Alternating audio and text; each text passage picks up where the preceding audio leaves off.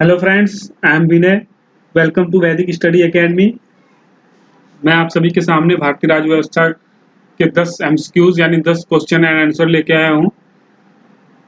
तो आइए शुरू करते हैं।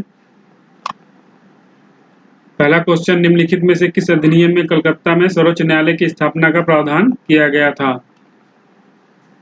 Option number A, regulating act 1773। Option number B, Pitt's India act यानी पिट्स का भारत अधिनियम यहाँ पर होना चाहिए।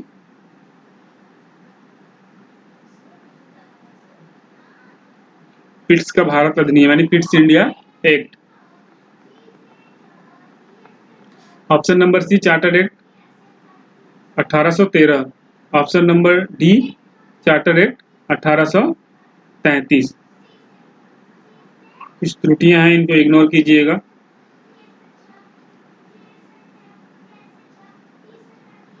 तो इसका सही आंसर क्या है? निम्नलिखित में से किस अधिनियम में कलकत्ता में सर्वोच्च न्यायालय की स्थापना का प्रावधान किया गया था? ये है सही आंसर इसका, रेगुलेटिंग एक्ट 1773। ऑप्शन नंबर ए।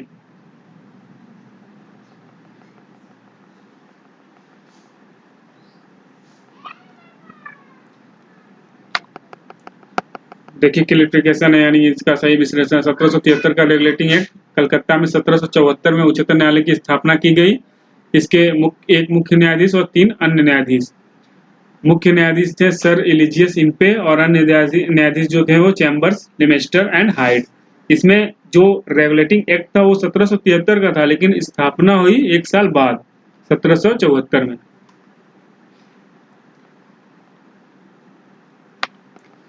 अब क्वेश्चन नंबर 2, निम्नलिखित में से किस अधिनियम के अंतर्गत भारतीय विधान परिषद को बजट पर बहस करने की शक्ति प्राप्त हुई? ऑप्शन ए, भारत परिषद अधिनियम 1861। ऑप्शन बी, भारत परिषद अधिनियम 1892। ऑप्शन नंबर सी, भारतीय परिषद अधिनियम 1909। और ऑप्शन नंबर डी, भारतीय शासन अधिनियम 1919। जैसा कि अभी जस्ट मैंने जो पहला क्वेश्चन था उसमें जो 1773 का रेगुलेटिंग एक्ट था वो फर्स्ट रेगुलेटिंग एक्ट इंडिया में आया था। उसके बाद इनके क्रम आगे बढ़ते गए, जैसे कि पिट्स इंडिया एक्ट आया 1781। फिर उसके बाद ऐसे ही क्रम में 1861, 1892, 1909, 1919, 1935। तो इसका सही आंसर क्या है? निम्नलिखित में से किस अधिनियम के अंतर्गत भारतीय विधान परिषद को बजट पर बहस करने की शक्ति प्राप्त हुई? तो इसका सही आंसर है option number B. Option number B, Bharat परिषद अधिनियम 1892। इस अधिनियम के द्वारा केंद्रीय व प्रांतीय विधान परिषदों की संख्या बढ़ा दी गई, 10 न्यूनतम और 16 अधिकतम। इस अधिनियम के द्वारा प्रथम बार सदस्यों के अप्रत्यक्ष तौर पर निर्वाचन का प्रावधान किया गया। परिषद के अधिकारों में वृद्धि करके भारतीय सदस्यों को बजट पर बहस करने तथा प्रश्न पूछने का अधिकार दिया गया। नेक्स्ट क्वेश्चन नंबर 3, संविधान सभा का प्रथम अधिवेशन कब प्रारंभ हुआ? तो संविधान सभा का गठन, इसके ऊपर मैंने एक लेक्चर चला रखा है, इसमें डिटेल से संविधान सभा के बारे में बताया हुआ है। वो मेरे यूट्यूब चैनल पे वो वीडियो प्रेजेंट है, आप देख सकते हैं। संविधान सभा का बहुत अच्छा वीडियो है, उसमें स्टार्टिंग से लेके और लास्ट तक है। तो संविधान सभा का प्रथम अधिवेशन ऑप्शन नंबर सी यानी 9 दिसंबर 1946 को स्टार्ट हुआ।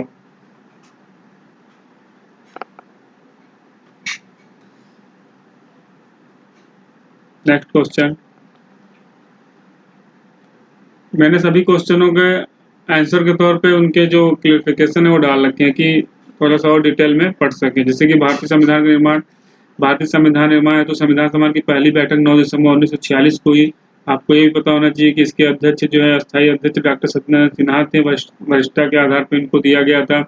फिर नेक्स्ट 11 दिसंबर को 1946 को डॉक्टर राजेंद्र प्रसाद को संविधान सभा का अस्थायी अध्यक्ष और बी एन राव को संवैधानिक सलाहकार नियुक्त किया गया। और जो बैठक हुई थी ये हुई थी नई दिल्ली स्थित काउंसिल चैम्बर के पुस्तकालय भवन में हुई थी, जिसमें 211 सदस्यों ने भाग लिया था। अगला क्वेश्चन है, मताधिकार की आयु 21 वर्ष से घटाकर 18 वर्ष किस संशोधन में कर दी गई? तो इसका सही आंसर क्या है? ऑप्शन नंबर ए।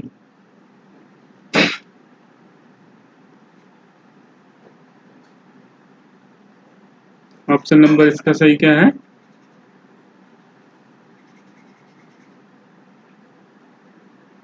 कलर इसका सेलेक्ट गलत हो गया है, 1 मिनट। इसका सही आंसर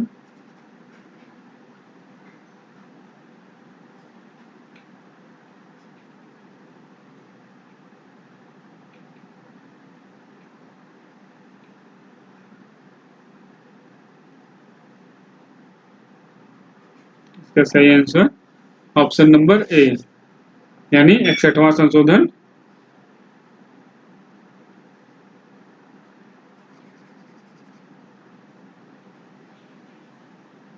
हाइलाइटर वर्क नहीं कर रहा है, तो इसका ऑप्शन नंबर ए 61वां संशोधन।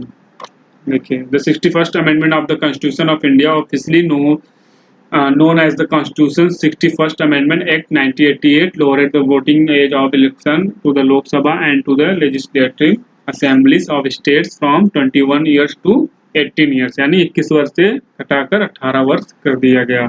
किस अमेंडमेंट के तहत? 61st amendment. ठीक है, ध्यान दीजिएगा, 61st अमेंडमेंट के तहत एक्ट 1988 में।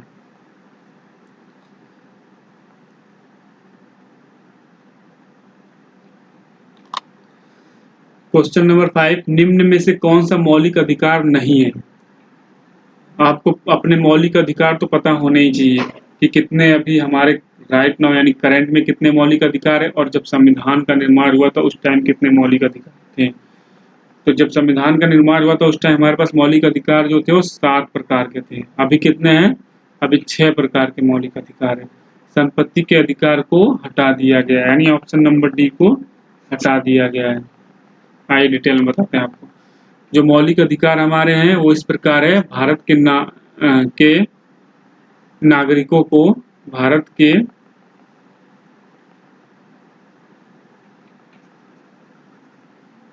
के सभी नागरिकों को निम्नलिखित मूल अधिकार प्राप्त हैं। पहला है समता या समानता का अधिकार, अनुच्छेद 14 से 18 तक। दूसरा है स्वतंत्रता का अधिकार, अनुच्छेद 19 से 22 तक। शोषण के विरुद्ध अधिकार तीसरा है, अनुच्छेद 23 से 24 तक। चौथा है धार्मिक स्वतंत्रता का अधिकार, अनुच्छेद 25 से 18 तक। पांचवा है संस्कृति और शिक्षा संबंधी अधिकार, अनुच्छेद 29 से 30 तक। और छठा है संवैधानिक अधिकार, यानी संवैधानिक उपचारों का अधिकार, जो है आर्टिकल 32। मूल संविधान में 7 मौलिक अधिकार थे, लेकिन 44 अमेंडमेंट यानी 44वें संविधान संशोधन के द्वारा संपत्ति का अधिकार को मौलिक अधिकार की सूची से हटाकर इसे संविधान के अनुच्छेद 300 ए यानी 300 क में के अंतर्गत कानूनी अधिकार के रूप में रख दिया गया। नेक्स्ट क्वेश्चन, क्वेश्चन नंबर 6, संविधान के किस संशोधन द्वारा मूल कर्तव्यों को जोड़ा गया? तो इसका सही आंसर क्या है? ऑप्शन ए, बी, सी और डी देखिए ध्यानपूर्वक। इसका सही आंसर है ऑप्शन नंबर सी, 42वां संविधान संशोधन। इसे मिनी कॉन्स्टिट्यूशन भी बोला जाता है इस संशोधन को।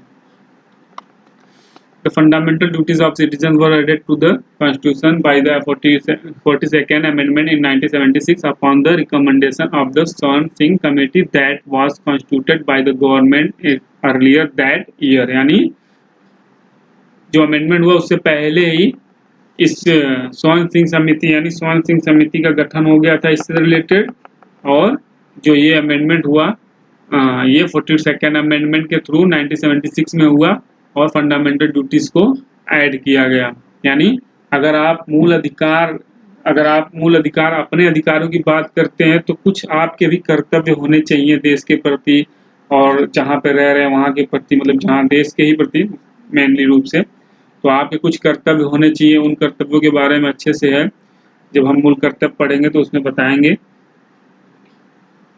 अभी 11 मूल कर्तव्य हैं जो सभी व्यक्तियों की जिम्मेदारी दी गई है, यानी कर्तव्य बनाया गया वो 11 है। नेक्स्ट क्वेश्चन 7, निम्नलिखित में से किस एक अधिनियम द्वारा भारत में संघीय न्यायालय की स्थापना की गई? तो इसका सही आंसर क्या है? ऑप्शन नंबर डी, उपरोक्त में से कोई नहीं, क्योंकि भारत शासन अधिनियम 1935 का भारत शासन अधिनियम बहुत ही लंबा और जटिल अधिनियम था। इसमें कुल 321 अनुच्छेद और 10 अनुसूचियां थी। जो हमारा आज का भी संविधान है, लगभग 80-90% भाग जो है इसी अधिनियम का ऐड है, 1935 का है। संघीय न्यायालय की अगर बात करें, संघ और इसमें शामिल होने वाली इकाइयों के बीच उठे संवैधानिक विवादों को निपटाने के लिए भारत नई दिल्ली में एक संघीय न्यायालय की स्थापना की गई। इसमें एक मुख्य व 7 अन्य इस न्यायालय के विरुद्ध प्रिवी काउंसिल में अपील की जा सकती थी, जो कि कहाँ पर थी? इंग्लैंड में प्रिवी काउंसिल की अगर बात करें, यानी। और ये जो कंफ्यूज मत होइएगा कि भारत, ये जो न्यायालय की स्थापना की बात की जा रही है, संघीय न्यायालय की बात की जा रही है, ध्यान दीजिएगा। और इसकी स्थापना भारत नई दिल्ली में हुई थी। और जो प्रथम बार न्यायालय की स्थापना, सुप्रीम कोर्ट की स्थापना की गई थी कलकत्ता में, वो 1773 के तहत, जो पहला क्वेश्चन था 1773 के तहत कलकत्ता में 1774 में स्थापित किया गया था। तो वो अलग है और ये अलग है। क्वेश्चन नंबर 8, भारत का संघीय न्यायालय निम्नलिखित में से किस वर्ष स्थापित किया गया था? तो जस्ट मैंने अभी बताया आपको। इसका सही आंसर क्या है? Option A, B, C, D. तो इसका सही आंसर है 1937। हालांकि अधिनियम जो था वो कौन सा अधिनियम था? ये 1935 था, लेकिन इसमें अगर स्थापना की बात की जाएगी तो उसको स्थापित होने में टाइम लग गया था, इसलिए ऑप्शन नंबर बी, 1937। 1 अक्टूबर 1937 को स्थापित हुआ था। केंद्र में दैत शासन किस अधिनियम के अंतर्गत स्थापित किया गया? 1909 के अधिनियम, भारत सरकार अधिनियम 1935, भारत सरकार अधिनियम 1919, भारत स्वतंत्रता अधिनियम 1947। तो इसका सही आंसर क्या है? भारत सरकार अधिनियम 1935।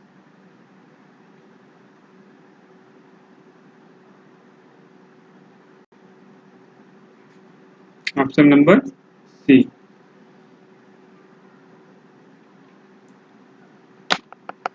भारत शासन अधिनियम 1935 केंद्र में दैत शासन की स्थापना, दैत शासन की व्यवस्था, प्रांतों में दैत शासन को समाप्त कर, यानी प्रांतों में दैत शासन को समाप्त कर केंद्र में दैत शासन को लागू कर दिया गया तथा केंद्रीय प्रशासन के विषयों को रक्षित व हस्तांतरित 2 भागों में बांट दिया गया, यानी कुछ राज्यों को प्रदान कर दिया गया और कुछ अपने पास रख लिए केंद्र ने। लास्ट क्वेश्चन नंबर 10, निम्नलिखित में से किस अधिनियम ने केंद्र में दैत शासन प्रणाली को स्थापित किया? तो हमने जस्ट बात किया किसकी? दैत शासन प्रणाली की। तो भारत शासन अधिनियम 1935, ये नहीं होगा। इस प्रकार आज हमारा 10 MCQs का टारगेट कंप्लीट हो गया। ऐसे ही हम डेली 10 MCQs करते जाएंगे, जिससे हमारी क्वालिटी स्ट्रांग हो जाएगी और इससे आपको एग्जामिनेशन में फ़ायदा होगा। नेक्स्ट मैं कल वीडियो अपलोड करूँगा। अभी के लिए धन्यवाद, थैंक यू सो मच। अगर MCQs अच्छा लगे तो चैनल को लाइक करिए और सब्सक्राइब करिए। Thank you friends.